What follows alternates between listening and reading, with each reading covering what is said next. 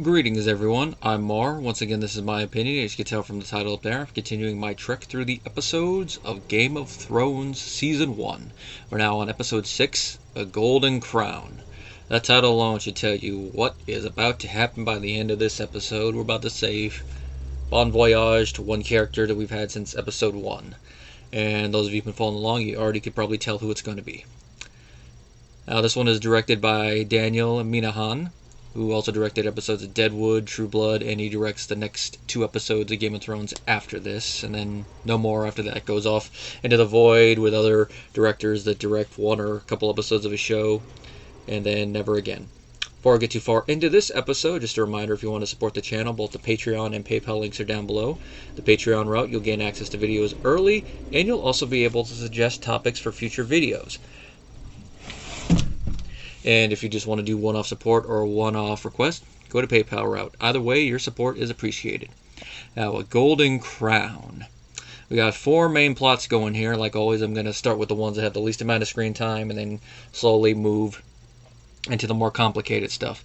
Now, let's start with Tyrion. When last we left him, he was thrown in a sky cell.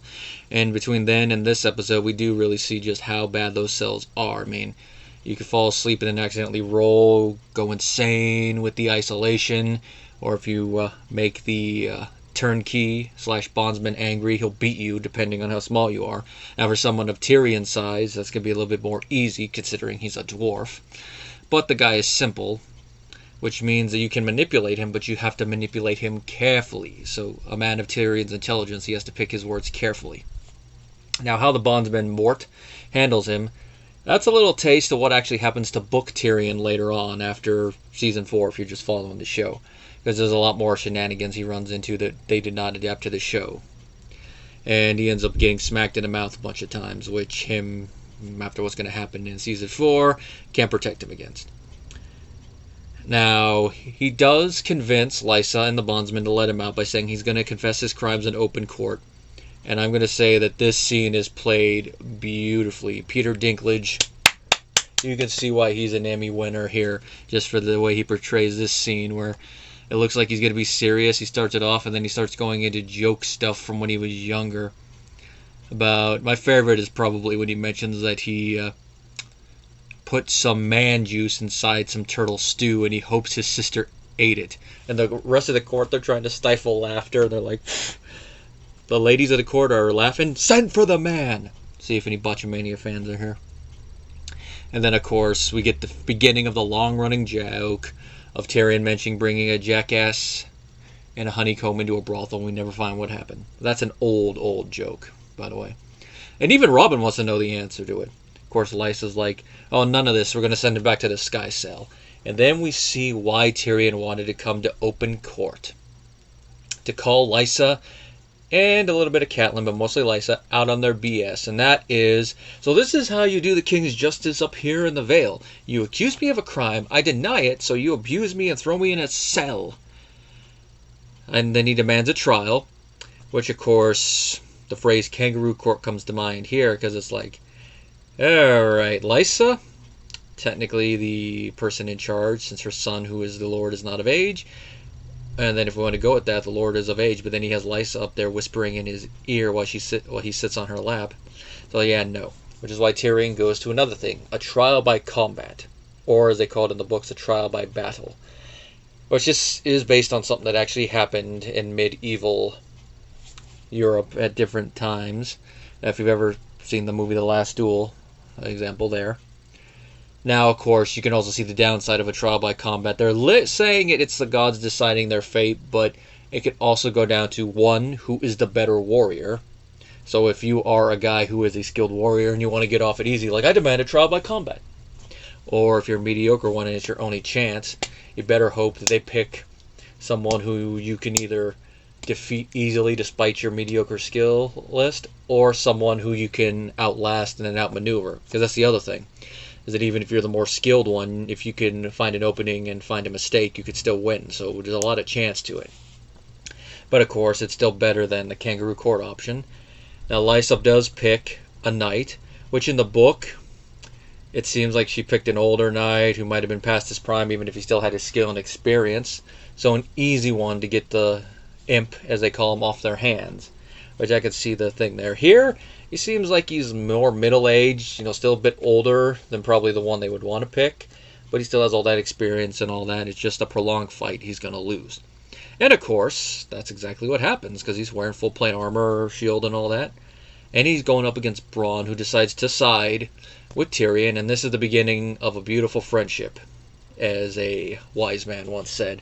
And the fight, now, this is probably, from a technical standpoint, one of the best choreographed fights, and I know there's a lot of blows that don't land, and a lot of openings, but that's the point of the fight, because Bronn is trying to wear him down. He gets in close, he fights a little dirty, he's running away, which a lot of the characters watching are calling him out for. He's constantly changing the ground until he gets the advantage, and he kills the knight. Now, there's a moment where he's like looking around to see what to do. Someone cries mercy, but since Lysa doesn't say anything, he kills him. Which, of course, leads to their little exchange where she stands up and condemns Bronn by going, "Ye don't fight with honor." And then looking down at where the dead knight went, he went through the moon door. He's like, "Yeah, but he did." Now that sums up how fighting honorably in this world is probably not the best thing. Now, if you both are honorable fighters and you're fighting under a set of rules, like let's say you're fighting in a one-on-one melee, you're both agreeing to the rules, like if you cry off, you give the favor and all that, that makes sense. But when it's a fight where you guys are not agreeing to the rules, or it's out in war, yeah, it's probably going to get you killed. And also another reason why, in the book version of the previous events episodes, why Ned wanted to make sure that Robert didn't go out in the melee, because that's liable to get him killed by accident and be like, "Oh no!" And of course, Tyrion shows that a Lannister does pay his debts, and he does repay Mort by giving him the gold that he had confiscated from him. Which, the whole thing where he's trying to explain Mort that possession is an abstract thing. I can't help but laugh at that. It's like, yeah, that is true, but trying to explain it to somebody that simple, it's not the best thing, so I feel for Tyrion there. Now, our next story is up in the north, where Bronn is having his first of many confirmed Raven dreams. It's subtle so far. We haven't gotten to the fly or die yet. Now, he wakes up from it, and his saddle that Tyrion provided a design for is ready. You can see he's having a lot of fun. He's been bedridden too long, so he's extremely happy to finally be able to ride again. But a little too happy because he runs out of the sight of Robb and Theon, who are busy talking and having a little squabble about what to do. This is also where the beginning of the War of the Five Kings, the seeds are starting to be sown. Some foreshadowing with dialogue, where they're yelling about it. Theon is like nudging Robb, like, "Call your banners, call your banners. It's your duty to your house." "Yeah, and it's my house, not yours," Robb essentially puts. Which for the show is a nice little thing to be like, "At 2 there, Robb? You're going to need a senzu for that one." Of course, he's beginning to show Theon, he's not a Stark, but he's not quite a Greyjoy. It was going to be his main thing, but of course, it's going to lead to probably one of his best lines that he says to Ramsay in a later season, but I'll get to that line when we get to it. Those of you who watch the show, you know what line I'm referencing. That's a line so deep that even Ramsay looks like he's feeling it a little bit, but it could also be Ramsay's acting. Those of you who are watching along, we don't even know who Ramsay is, so I'll leave it at that. Now, Bronn does run into a group of wildlings, and they try to attack him, try to steal the stuff. And it's a whole little convoluted thing where Theon ends up saving Bronn with a nice, well-placed arrow, which leads more to the tension between him and Robb. And, of course, now they have Osha the Spearwife, played by Natalie Tina, who you might remember as Tonks from the Harry Potter films and other roles, in their service. And she's going to be a semi-important side character as things go on. And, of course, she does show up a bit later and does take some non-book related stuff and some non-book related stuff that could be book related stuff we just don't know yet. That's all I really have to say about that subplot. It's nice to finally see a confirmed Raven dream. Now we're going to go back across the narrow sea with Dany. Now she handles one of her eggs and she places it in the fire and she's unburnt by the heat, but one of her servants is burnt by the heat. This is the first little hint that she's fire resistant. Which, this is one change that they kind of up a little bit for the show, because in the books, her being fire resistant was a one-off magical related thing. I mean, like a lot of Targaryens, she likes stuff a bit hotter, her bath and a bunch of other stuff. But when it comes to being fireproof to the point where she can resist any fire, and she could probably walk into hot lava and walk out unscathed, no. Part of the whole thing involving what we're going to see in the last episode involves blood magic, and that, of course, begs a question, a certain thing that happens in Season 6, how the book equivalent of that is going to take place. Is it going to be more blood magic? Only time and George R. R. Martin eventually getting the next book out will tell. Now, then she has to eat a horse's heart for the Dosh Kalin, which we haven't really mentioned them a lot in these videos yet, but the Dosh Kalin are a group of widows of the previous Khals. Whenever a Khal dies, then one of the last things that members of his Blood Riders have to do is take the widow to the Dosh Kalin to join him. So that's supposedly supposed to be Dany's fate, which, of course, in a later season in the books is going to probably happen to her, considering that the last part we see her in the books, she's surrounded by a bunch of Dothraki, which for the show is the end of Season 5. So we got a while to get there. Now, this thing involves her eating a horse's heart, and part of it is to determine the baby's gender. Now, it is a little misogynist, because if she keeps the horse heart down, it's a boy. If she throws it up, it's a girl. Now, for what the Khal wants, he really wants a boy, which just ties into some of the speculation about his book counterpart, where Drogo specifically picked Dany to try to fulfill prophecy due to her Valyrian features, which they don't really touch on in the show that much, but it could still be there, but it's now subtext. But it could also be he wants a boy because it's a medieval society, and boys were preferred because of male primogeniture, usually either dominated or preference. Now, of course, she keeps it down, and their boy is proclaimed the stallion who mounts the world, and he's going to be named Rhaego. Nice little thing, a combination of Dothraki and Targaryen culture. Now here we see that Varys is openly jealous of not only the attention that Daenerys is getting, I mean, they see her more as a leader more than they see him. And of course there's a lot more of that in the book, where it's called the Cart King and mocked openly. And of course he was like, the son won't be a real Targaryen. Oh really? You forget that there are a lot of Targaryens in your ancestry that are not quote-unquote real Targaryens, because both of their parents aren't Targaryen.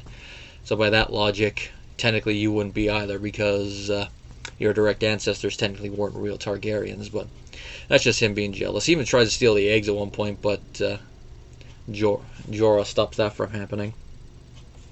Now, as you could probably guess, Viserys, excuse me. I put Varys in the notes, I don't know why. Viserys.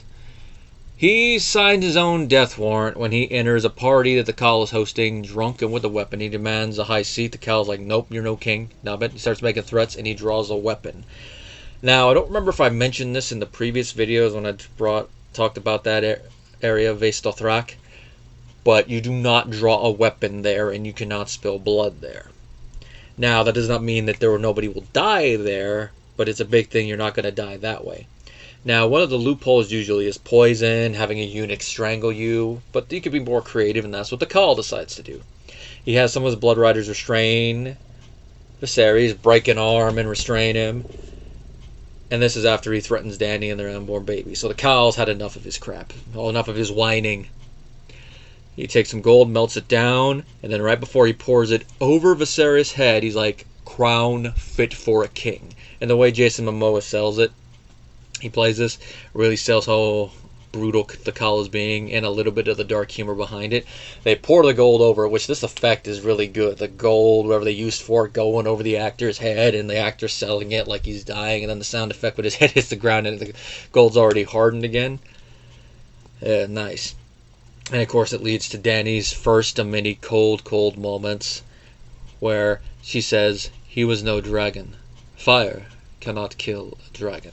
Now that line, combined with how they adapted Dany's fireproofness in the show, kind of helps the little thing that true Targaryens can't be killed by fire. But as I've already said, no. It's a book-only magical event thing there. They added that way more for this one. Although if it was the case, I could see it. It would add to the whole fire versus ice thing. You know, the Starks being built for the cold and the whole running joke with that thing. Listen, bye-bye Viserys, and now I was debating how I should bring this up, if I should, the whole thing about what happens with Dany later on in the show. Those of you who've watched the whole show like I have, you know what I'm talking about.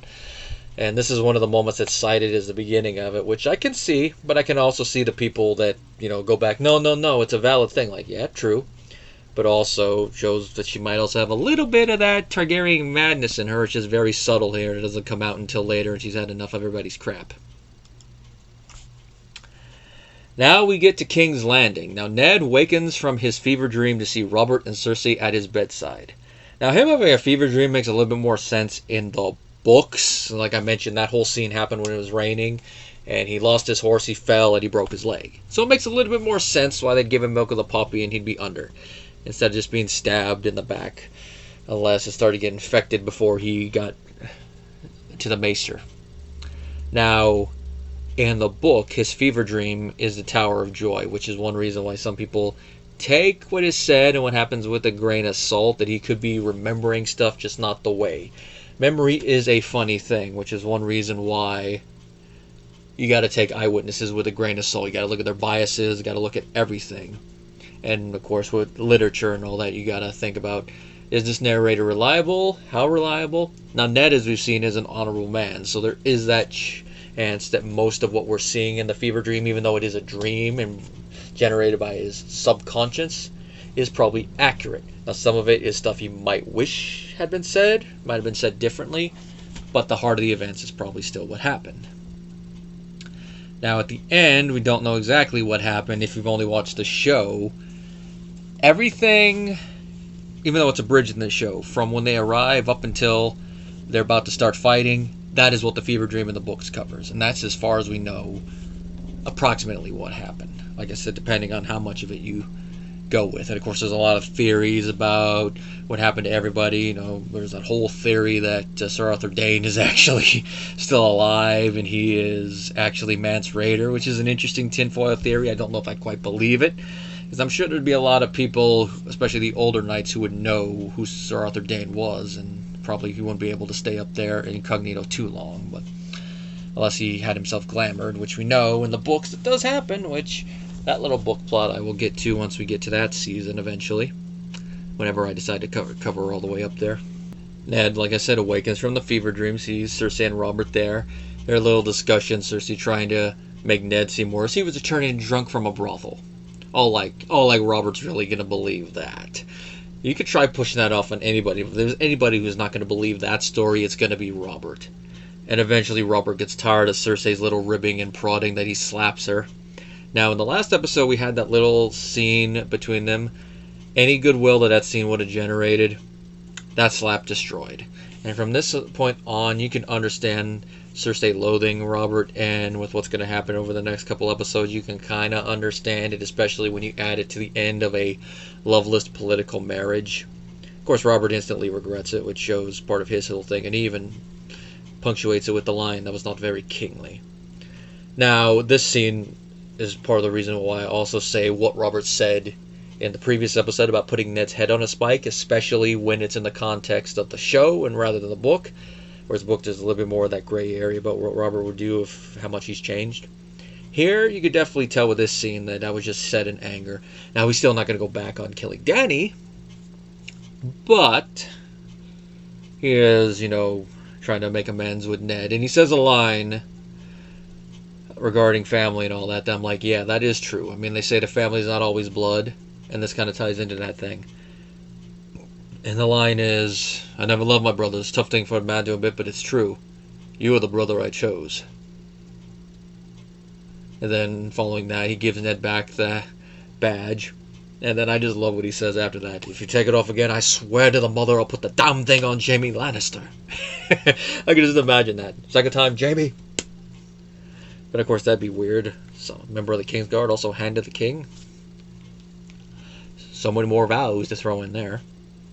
And of course, Ned, because Robert decides to go hunting, has to sit the Iron Throne. Here are the little people. Some of them think he's the king because he's sitting in there, which some of the council have to point out he isn't. And we learn that the Mountain is starting to raid villages, and he's leaving behind a bunch of fish.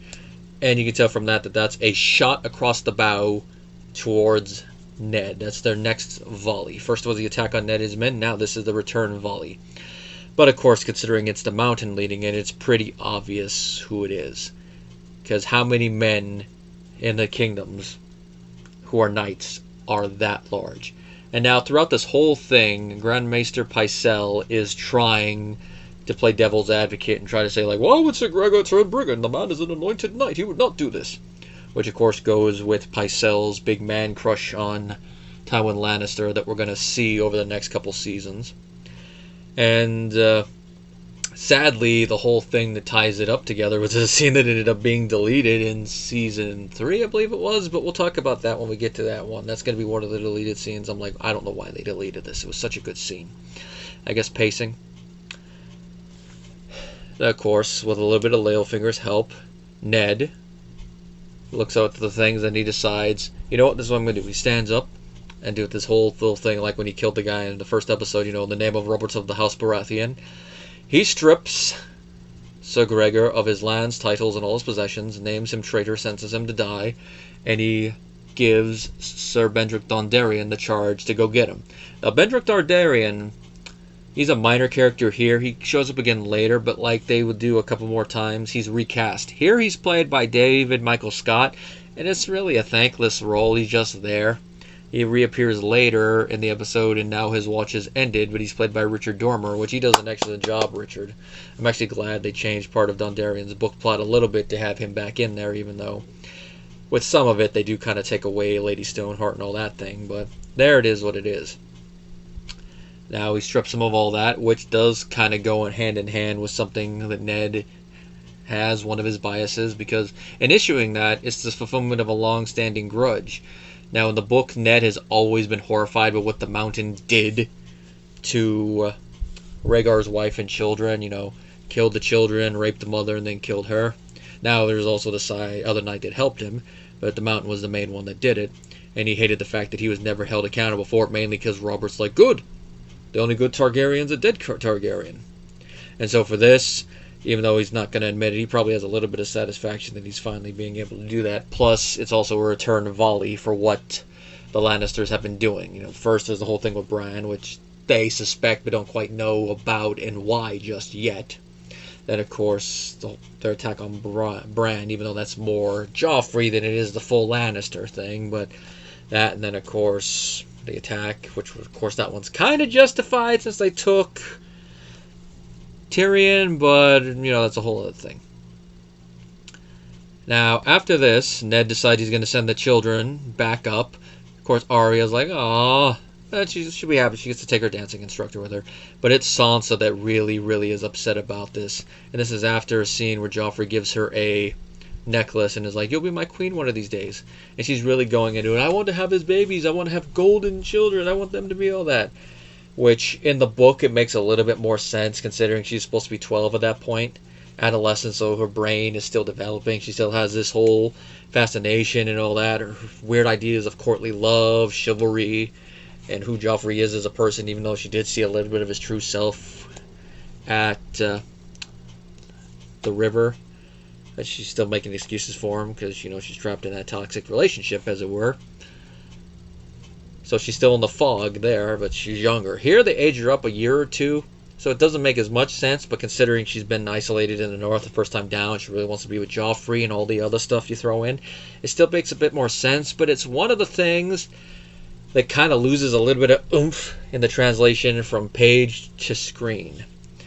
But it still works because she still gets her line about Joffrey being nothing like the king. Now, it's downplayed a little bit here because we don't have that inner monologue like the book, but this is one of the beauties of cinematic storytelling, or should I say visual storytelling, because unless you go the route of some of the Shakespeare ones and give that monologue as an inner monologue voice thing with a narration, you tell it all visually, and Sean Bean sells this well.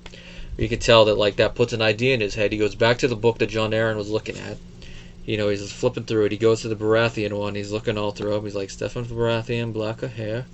Blah, blah, blah, blah, black of hair. Then he gets to Joffrey, and he's like, Joffrey Baratheon, golden-haired. Now, at first, you're not quite sure what the implication is. But then you remember what happens at the end of the first episode, and the fact that everyone is black of hair, and then we get there, and then you're like, oh my god. Now, to play devil's advocate, technically speaking, it is possible However, very, very unlikely due to the nature of recessive and dominant traits for Cersei and Robert to have a child that is favoring more the Lannister side. Now, the odds of all three of their children having those traits go down, especially with medieval technology. Modern technology with test tube babies and all that, probably a little bit more likely to do that if you can get the alleles going right. I don't know how plausible it is, but in theory you could probably do it. But back then, yeah, the odds are down. One of them at least should have dark hair, or look like a dark-haired Lannister. I mean, we've seen even with the Targaryens, with their traits being dominant, that it has happened on occasion. There's a couple Targaryens that have dark hair, which is another reason why I say that Jon, being R plus L equals J personified, makes sense too, because he could have the Stark features, be more dominant, and still be the son of a Targaryen. Now, the book adds a little bit more context to this because he looked at the whole history, and with every previous mating between the Lannisters and the Baratheon features were always dominant. Not one of them had the other ones. Now, that still does not 100% mean that there couldn't have been one with it, but like I said, one baby, all three, so you could see with all that going around in his head, and the way Sean Bean sells it when he puts two and two together, and he's like, oh my god, there's some incest going on. There's twincest here. So you know what's going to happen. Now, considering what Ned is as a character, you wonder what is exactly he's going to do. And as we're going to see in the next episode, he's going to do the one thing that he should not do. But, oh, my poor sweet summer child, or as Robert would probably say, you damned honorable fool. It is what it is, but it's in line with Ned's character, but it's going to tie into a line we're going to hear the next episode. When you play the Game of Thrones, you win or you die. There is no middle ground. Now, most of the trivia that I already had in the notes I kind of covered when I was talking about the Mountain and Bendrick Dondarrion. The only other thing is that when Emilia Clarke was filming the scene where she eats the heart, she got a lot of the fake blood all over her and it became sticky. And between one of the takes, she had to go use the restroom. She disappeared for a while. They couldn't find her. They're like, hey, anyone see Emilia? She got stuck to the toilet by the fake blood. Can you imagine that done? You're trying to get up like, what the help, I'm stuck. It's a fun story, but can you imagine the embarrassment when they finally found you? I found Emilia. Where's she? She's stuck in the toilet. I know if it was me, I would never hear the end of it. Everybody would be telling that story forever. Just like how with Christopher Titus, his dad always wanted to bring up the bonfire story. And then, of course, when he got pulled over on live TV, they never let him live it down for that either. Overall, another fun episode. Definitely shows why the first 4 seasons are definitely the better ones. And, of course, the only downside is the further we go into the series, the less faithful to the source material they get. But, like I said, the first 4 seasons are still pretty good. And this one's still prawn around. I still am enjoying it. I was a little hesitant at first, but I guess that was part of me dreading, like, is most of what I'm remembering about these first couple seasons just hindsight and me being in the fog of initial fandom. But so far, yeah, I can definitely see myself binge watching these first couple seasons again like I did before. And, of course, with the next one, now we're really going to get into something big, big stuff, especially with what's going to happen at the very end. That stupid Valyrian dagger. Till next time, guys.